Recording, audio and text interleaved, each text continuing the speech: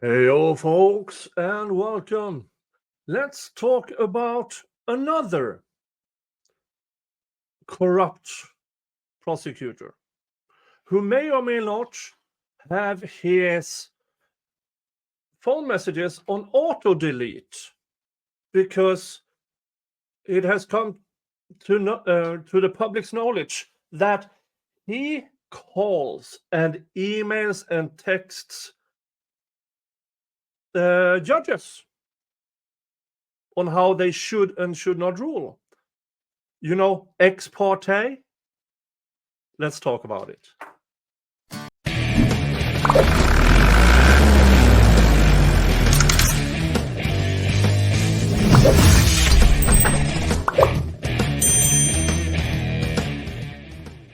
Now, this might not come as a shock to anyone, but my focus has been so solely on the YSL trial that my audience might not have known or knows but have other priorities. But it is another example of prosecutorial misconduct, another example of the disease in the American justice system we need to do something about. Who am I talking about? I am, of course, talking about Mr. Morrissey. Mr. Michael Morrissey in the Karen Read case. Yes, folks. It has come to the public's attention that he has been going at it, trying to influence judges on an appeals level, Supreme Court level. And this is in Indiana. Not that, well, it is kind of far from Georgia, but it seems that the same rot that exists in the... no, it's not Indiana. What am I talking about? Oh, whatever's. Boston, where's that? Well, it's the John O'Keefe murder, and he failed to have his cronies convict Karen Read, and so he hired in external help, a person who we need to talk about in another video. Yeah, not doing so well there. But yeah, Mr. Morrissey calls, texts, emails, and refuses to hand over this information. And apparently, he now has his phone's text messages on auto delete. Now, some of you might think, oh, what's the harm in that? This guy is a public official. If he does things in his capacity as a public official, nothing should be deleted. Nothing. Because he has to answer to the public, us. So why does he do that? Well, apparently, for some time, he has been, not just in the Karen Read case, allegedly, but in many cases, he has tried to influence appeals courts, Supreme Court's colleagues, other prosecutors, defense attorneys. Do not do this. Yada, yada, yada. And so let's read from this article in the Boston Herald. Hold on while I...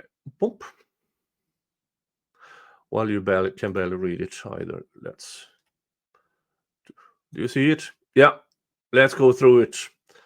Norfolk District Attorney Michael Morrissey remains on the hot seat as Karen Read's defense team argues he has used his personal cell phone and email to communicate with the court and with witnesses in the case.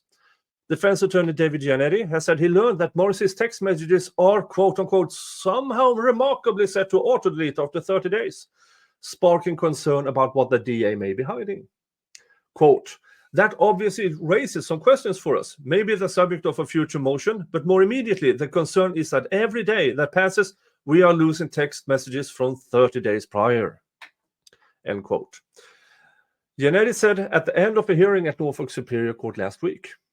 Reed's defense team filed a motion in early November to look into Morris's personal email and cell phone for any reference to their client's case, saying they have evidence he made improper communications.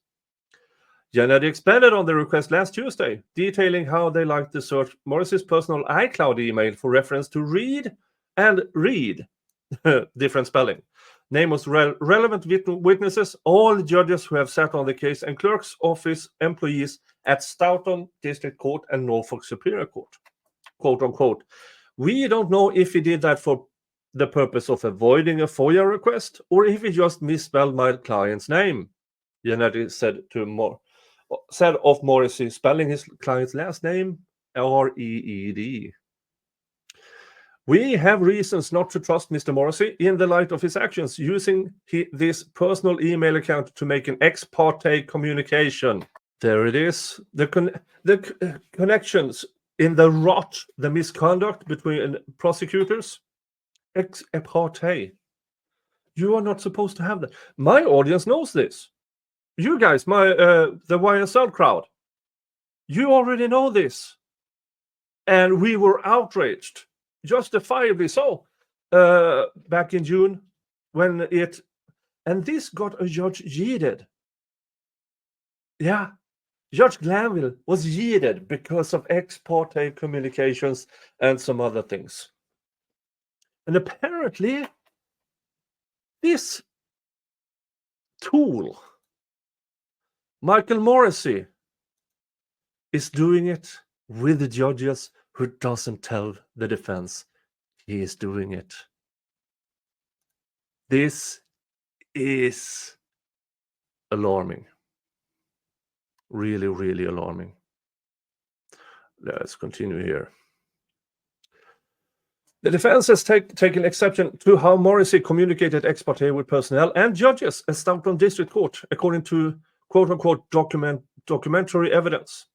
Morris's personal cell phone and email use sprung into the spotlight amid the witness intimidation case involving Aidan Turtleboy Kearney. The Holden-based journalist has extensively covered the Reed case on his blogs and social media accounts from an intensely pro-Reed perspective, and he has been charged with intimidating witnesses in Reed's case for her benefit. Now, I haven't covered that story, but let me tell you, folks, it's bullshit. Absolute bullshit. He's contacting as a reporter, even with a biased agenda. You investigate. First Amendment, folks. First Amendment. And in the light of the misconduct from the prosecution's office regarding the Karen Reed trial, no wonder they want to get rid of him. This is another level of misconduct. At least the prosecutors so far in the YSL trial have not tried to put me in prison, but you never know. All right, let's continue. Morris's personal cell phone and email sprung, The Holden-based journalist, I also read that. In Reed's case for a benefit, Reed's defense team requested access to Morris's personal cell phone and email after Kearney's attorney, Mark Bederow, filed a similar motion in October.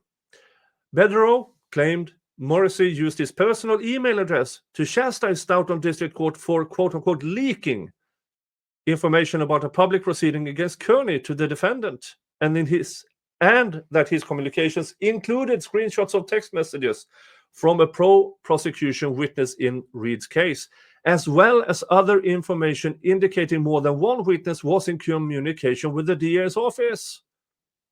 Public officials' use of private email for government business is considered a violation of state law. Yeah, folks. And why is it in violation of state law? Because you're a public official. You have you have assigned emails, assigned phones, assigned this and that, so that you cannot hide. You should not be able to communicate about work things outside of your work assigned things. That, in my opinion, if he actually did the thing, started calling and texting and emailing from personal accounts, that is only to hide that information from the public, to hide that information from the defense. That is corruption, ladies and gentlemen. In a blog post on November 19th, Kearney highlighted how his defense team filed another motion in Norfolk Superior Court asking specifically for quote-unquote access to Morrissey's private email account that he used to communicate with judges ex parte about his activism on September 29th, 2023. Quote, "It's clear from the postings that Stoughton Court is directly involved in this dissemination of information affecting our murder prosecution." Morrissey wrote in an email that day to Stacey Fortis, Chief Justice of the Massachusetts. Oh, Massachusetts. It's in Massachusetts. I have no idea where in the United States Massachusetts is. That district court. Kearney included a screenshot of the communication in his post. Quote, "From the comments from one of the witnesses, you can see that they have clearly lost all confidence in the courts of the Commonwealth." Morrissey continued, "I have to agree that the action erode the trust and integrity between the courts and the public and the relationship with the district attorney's office." Also from Prosecutor Morrissey. On Friday, Kearney posted on his X account that the court, quote unquote, withheld embarrassing emails. Morrissey used this account regularly to email dozens of judges about court business. He even mocked the trial courts and their efficiency in one email. Also Friday, Norfolk Superior Court Judge Beverly Cannon, I don't care, overseeing the Reed murder case, denied the prosecution's request for her parents' phone records, which they said could have bolstered their argument that the defendants knew and she struck and left John O'Keefe to die in the snowstorm. Reed, 44, is charged with second-degree murder, motor vehicle manslaughter while operating on the blah, blah, blah, blah, blah. And this is just more about the case. All right, but folks,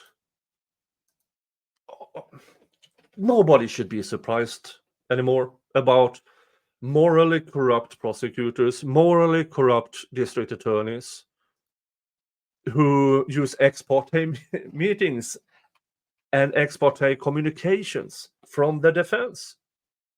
Nobody should be surprised anymore. We knew, the YSL audience, we knew this. This happens. But now we know it happens in Georgia, in Fulton County. We know that. We are now also know Massachusetts. This means this is probably nationwide. Ex parte communications between prosecutors and judges, putting their thumbs on the scale, making sure people get convicted who should not be convicted. This kind of judicial rot we need to get rid of. Because it's the government, folks. If the government cannot be neutral, the government official cannot be neutral and present a case based on evidence, but has to cheat, has to fake, has to embezzle, have to commit witness intimidation, then it's not a justice system anymore, folks. It's not a justice system anymore. All right, that is what I had for you, everybody. Thank you for showing up. This is Santa Claus signing off. Have a nice day. Bye-bye.